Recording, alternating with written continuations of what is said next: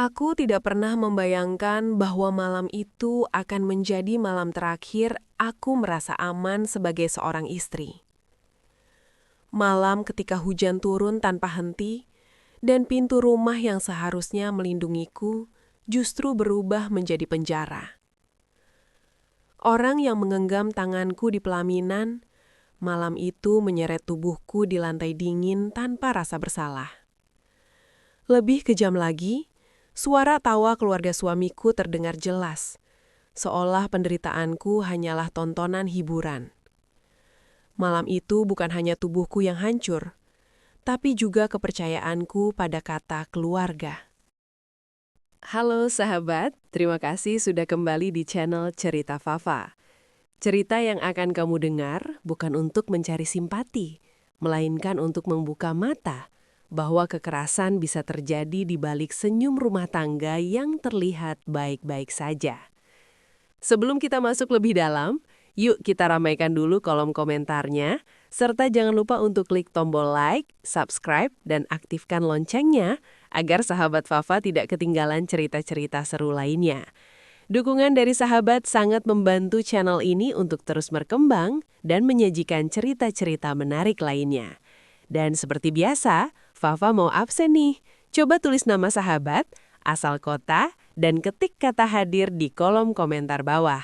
Fafa pengen tahu sahabat setia Fafa dari kota mana aja. Sudah siap sahabat?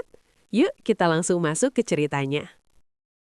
Aku menikah dengannya dengan keyakinan yang sangat sederhana. Aku ingin hidup yang tenang. Aku ingin punya seseorang yang bisa kupercaya, yang bisa menjadi tempatku pulang setelah lelah menghadapi dunia. Saat itu aku percaya, pernikahan adalah jawaban dari semua ketakutanku sebagai perempuan. Aku percaya, ketika statusku berubah menjadi istri, aku akan lebih dihargai, lebih aman, dan lebih dicintai. Dia datang ke hidupku dengan cara yang terlihat meyakinkan. Tidak banyak janji manis, tapi sikapnya terlihat dewasa. Dia jarang berbicara keras, jarang marah di depan orang lain, dan selalu terlihat sopan di mata keluargaku. Semua orang berkata aku beruntung. Dia orang baik. Kelihatannya bertanggung jawab.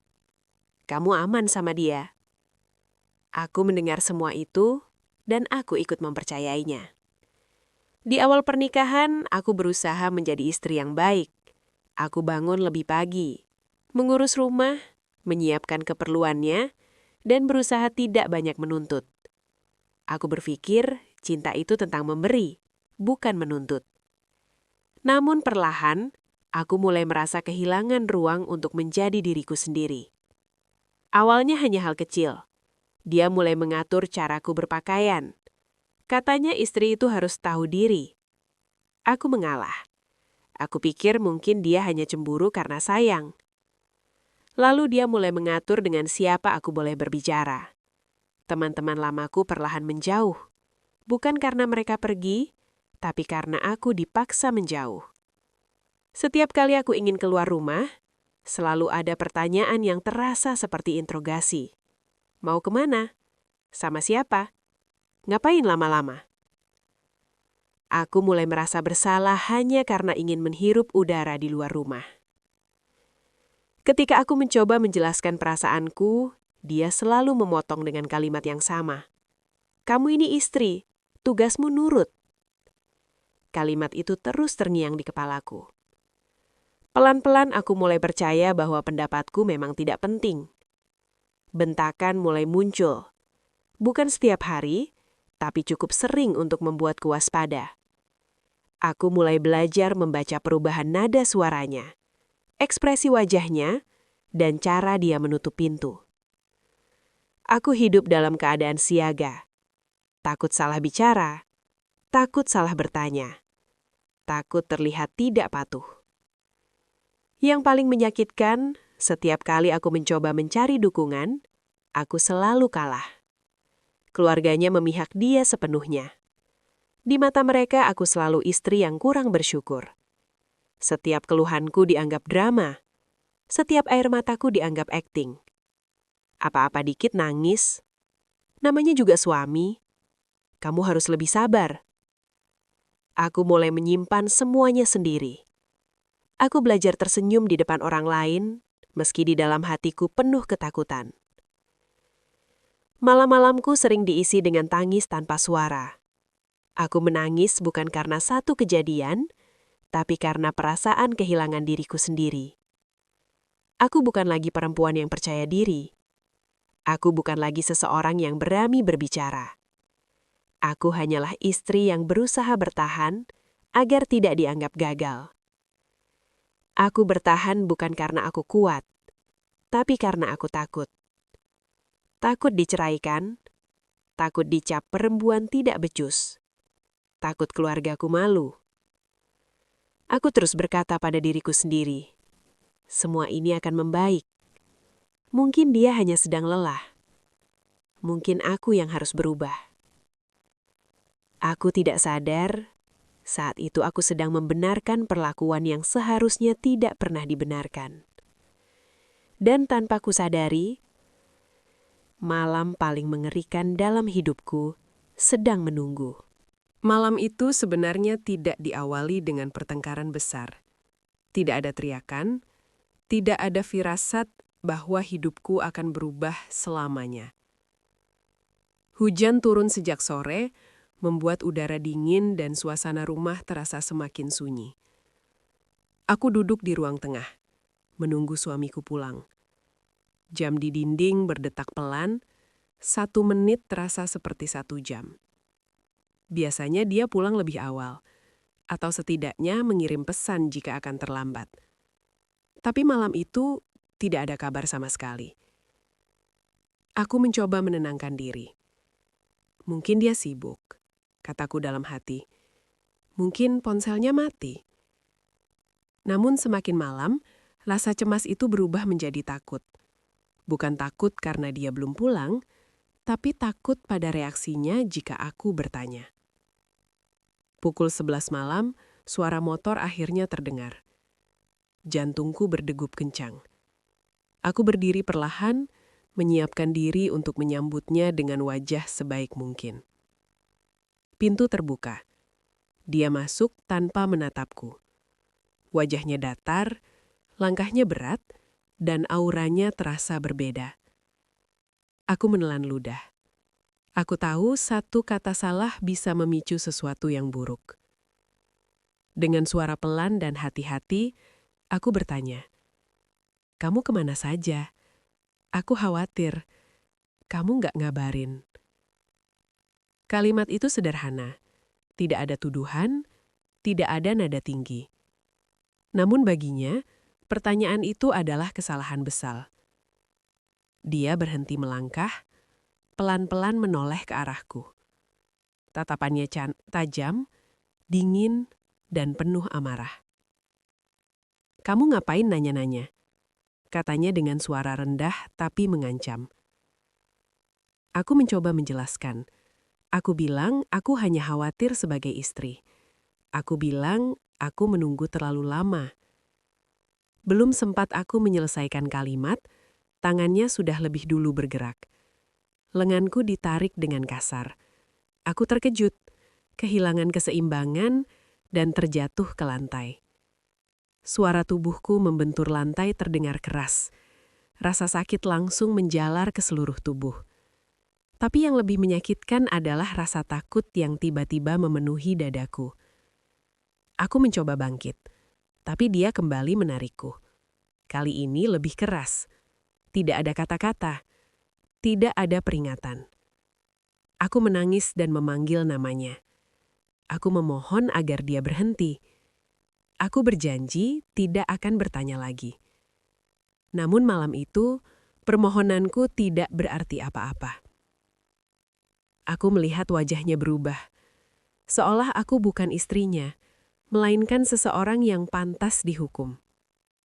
Aku merasa waktu berjalan sangat lambat.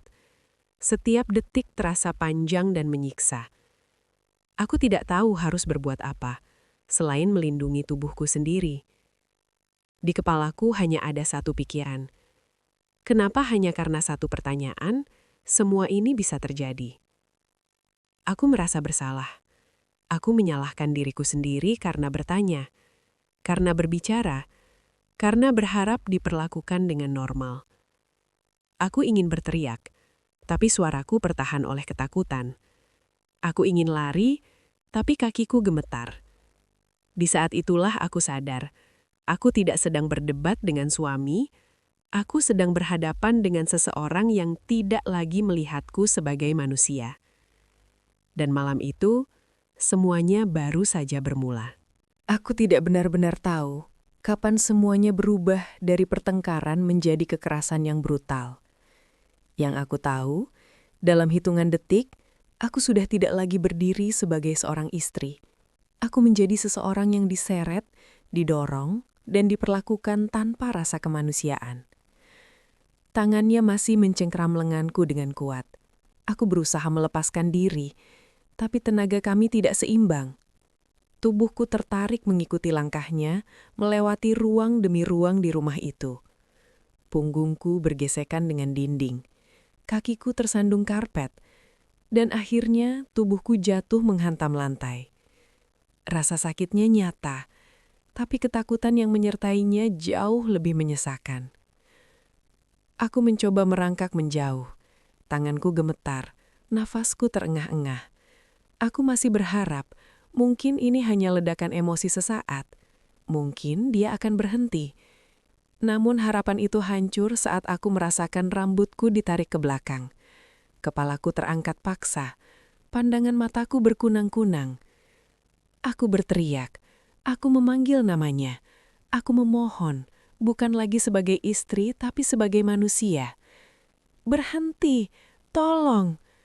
Namun kata-kataku tenggelam oleh amarahnya. Aku diseret di lantai rumah itu. Lantai yang setiap hari kulap bersih, malam itu menjadi saksi bagaimana tubuhku diperlakukan seperti barang tak bernilai. Kulit lenganku terasa perih. Lututku membentur lantai berkali-kali. Setiap sentuhan lantai terasa seperti api yang menyambar. Di tengah kekacauan itu, aku berharap seseorang datang. Aku berharap ada suara yang berkata cukup. Aku berharap pintu terbuka dan ada yang menolong. Dan memang ada yang datang. Aku mendengar langkah kaki dari arah ruang keluarga. Aku melihat bayangan orang-orang yang kukenal. Keluarga suamiku. Untuk sesaat, hatiku menyala oleh harapan. Aku pikir akhirnya ada yang akan menghentikan ini. Tapi yang terjadi justru sebaliknya. Mereka berdiri di sana, menonton. Tidak ada teriakan melarang, tidak ada usaha memisahkan, tidak ada satu tangan pun yang terulur untuk menolongku. Yang ada justru tawa kecil, bisikan, tatapan meremehkan.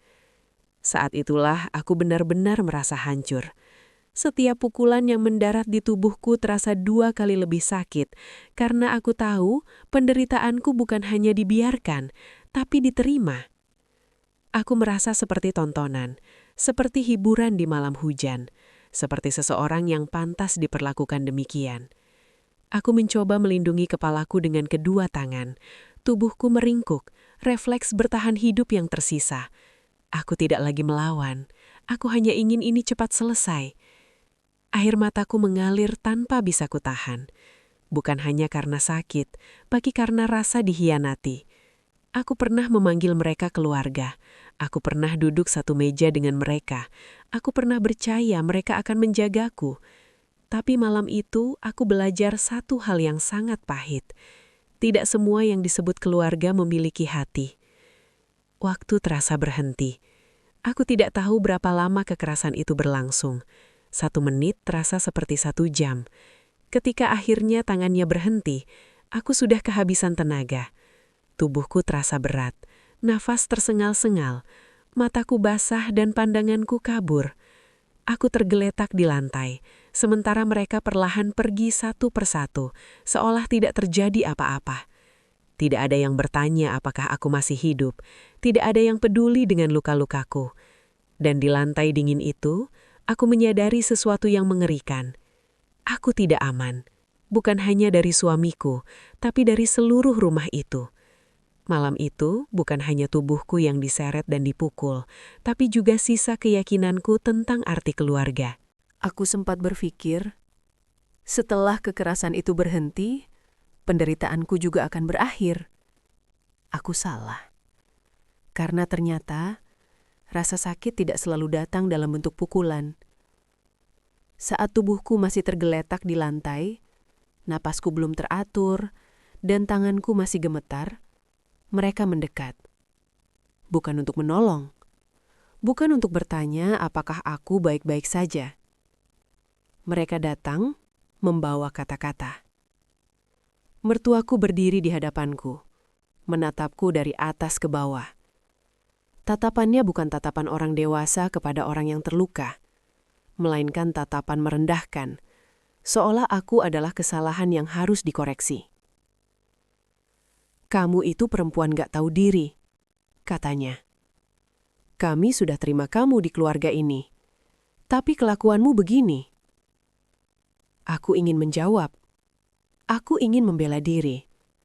Tapi tenggorokanku tercekat. Setiap kata terasa tertahan oleh rasa takut dan sakit yang menumpuk.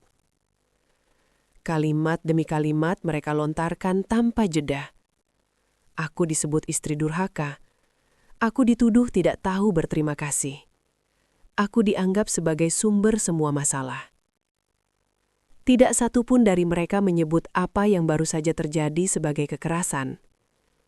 Tidak satu pun yang mengakui bahwa tubuhku dipukul, diseret, dan dijatuhkan. Yang ada hanya satu narasi. Aku yang salah. Kata-kata itu menghantamku perlahan tapi pasti. Tidak meninggalkan lebam di kulit, namun menghancurkan sesuatu yang lebih dalam, harga diriku. Aku mulai mempertanyakan diriku sendiri. Apakah aku memang pantas diperlakukan seperti ini? Apakah menjadi istri berarti harus menerima apapun bahkan kekerasan?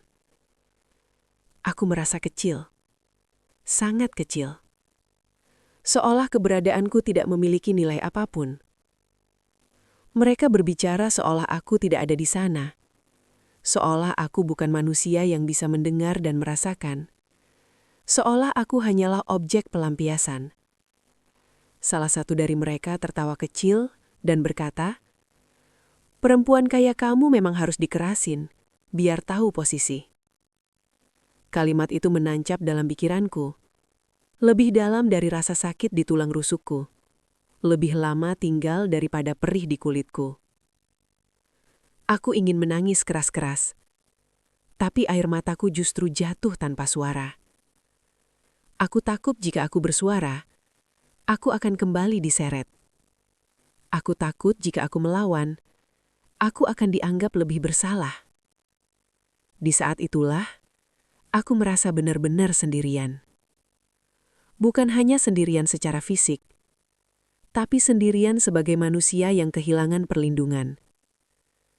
Aku pernah mengira rumah ini adalah tempat aman. Aku pernah percaya bahwa keluarga suamiku adalah keluargaku juga. Namun malam itu, semua keyakinan itu runtuh. Aku tidak hanya dipukul oleh tangan suami. Aku dihancurkan oleh pembenaran yang datang dari mulut keluarganya. Mereka membuat kekerasan terlihat wajar. Mereka membuat penderitaanku terasa pantas. Dan itu jauh lebih kejam. Ketika mereka akhirnya pergi, meninggalkanku sendirian di ruangan itu, aku merasa kosong. Tidak marah, tidak menangis. Hanya kosong. Aku menatap langit-langit rumah itu dan berpikir, jika ini yang disebut keluarga, aku tidak ingin menjadi bagian darinya. Malam itu, aku menghilangkan bukan hanya rasa aman, tapi juga ilusi bahwa diam dan patuh akan menyelamatkanku. Aku belajar satu hal yang sangat menyakitkan. Kadang, kata-kata yang merendahkan bisa membunuh perlahan, dan luka itu tidak terlihat, tapi paling sulit disembuhkan. Ketika rumah itu akhirnya sunyi, aku masih tergeletak di lantai. Tidak ada yang menutup pintu dengan pelan. Tidak ada yang menoleh untuk memastikan aku baik-baik saja. Yang tersisa hanya suara hujan di luar, napasku yang tersengal, dan rasa sakit yang merayap di seluruh tubuh. Aku mencoba menggerakkan jari-jariku satu persatu, memastikan aku masih bisa merasakan apapun. Rasanya seperti bangun dari mimpi buruk, tapi mimpi itu belum berakhir. Aku duduk perlahan, punggungku bersandar ke dinding, kepalaku berdenyut, lututku gemetar. Air mata jatuh tanpa bisa kutahan, tapi aku tidak bersuara. Bukan karena aku kuat, melainkan karena aku sudah kehabisan tenaga untuk menangis. Aku menatap sekeliling rumah itu. Rumah yang dulu kupikir akan menjadi tempatku tumbuh. Tempat aku membangun masa depan. Tempat aku merasa aman. Kini rumah itu terasa asing, dingin, dan penuh ancaman. Aku berjalan tertatih ke kamar mandi. Di depan cermin aku hampir tidak mengenali diriku sendiri. Wajahku pucat, mataku bengkak. Ada bekas-bekas yang tidak bisa kusembunyikan, bahkan dengan cahaya redup. Untuk pertama kalinya setelah sekian lama, aku bertanya jujur pada diriku sendiri. Sampai kapan aku akan bertahan seperti ini? Aku teringat semua malam ketika aku berkata pada diriku, besok pasti lebih baik. Dia akan berubah. Aku hanya perlu lebih sabar. Namun malam itu jawaban dari semua harapanku menjadi jelas. Tidak akan ada perubahan. Tidak ada keselamatan di rumah itu. Aku menyadari sesuatu yang sangat penting. Jika aku tetap tinggal, aku bukan hanya mempertaruhkan kebahagiaanku, aku mempertaruhkan hidupku. Aku duduk di tepi tempat tidur sampai pagi. Tidak tidur, tidak berani memejamkan mata. Setiap suara kecil membuatku tersentak. Setiap bayangan membuatku waspada. Saat fajar mulai menyingsing, ada ketakutan baru yang muncul. Takut melangkah pergi, takut tidak punya tempat tujuan, takut dicap gagal, takut menghadapi dunia sendirian. Tapi di balik semua ketakutan itu, ada satu suara kecil yang akhirnya terdengar jelas. Jika bukan sekarang, kapan? Aku mengemas barang-barang seperlunya. Tidak banyak, hanya pakaian, dokumen penting, dan keberanian yang kupaksakan muncul dari sisa-sisa diriku. Tanganku gemetar saat membuka pintu. Setiap langkah terasa berat seolah rumah itu masih berusaha menahanku. Namun aku terus melangkah. Saat kakiku menginjak tanah di luar rumah itu, aku menghirup udara dalam-dalam. Udara yang sama, tapi rasanya berbeda. Untuk pertama kalinya setelah sekian lama, aku merasa sedikit lebih ringan, sedikit lebih bebas. Perjalanan setelah itu tidak mudah. Aku menangis di jalan. Aku bingung harus kemana. Aku merasa kecil di tengah dunia yang luas. Tapi aku juga merasakan sesuatu yang belum pernah kurasakan sebelumnya. Harapan. Aku mulai mencari bantuan. Aku mulai berbicara. Aku mulai menyadari bahwa aku tidak sendirian seperti yang selalu kutakuti. Setiap langkah kecil, meski tertatih, adalah bukti bahwa aku masih hidup. Bahwa aku masih hidup. Bahwa aku masih punya hak untuk merasa aman. Bahwa aku masih layak dihargai sebagai manusia. Pergi bukan berarti kalah. Pergi bukan berarti gagal. Pergi adalah caraku bertahan. Hari-hari setelahnya penuh proses. Ada malam-malam ketika kenangan kembali menghantui. Ada saat-saat ketika aku meragukan keputusanku sendiri.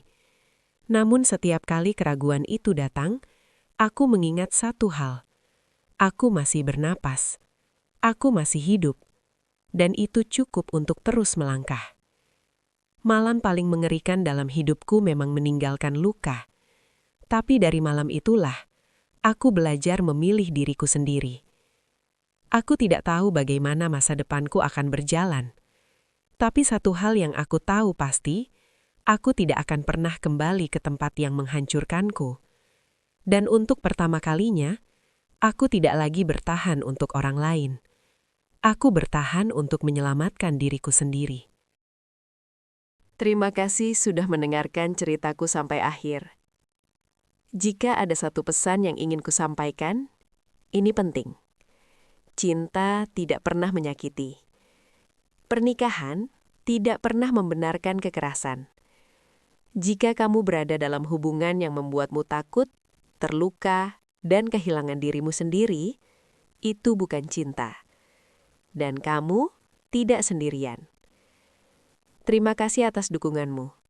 Jangan lupa like, subscribe, dan bagikan cerita ini agar kisah ini bisa menjadi penguat bagi mereka yang masih terdiam. Sampai jumpa di cerita Fafa berikutnya.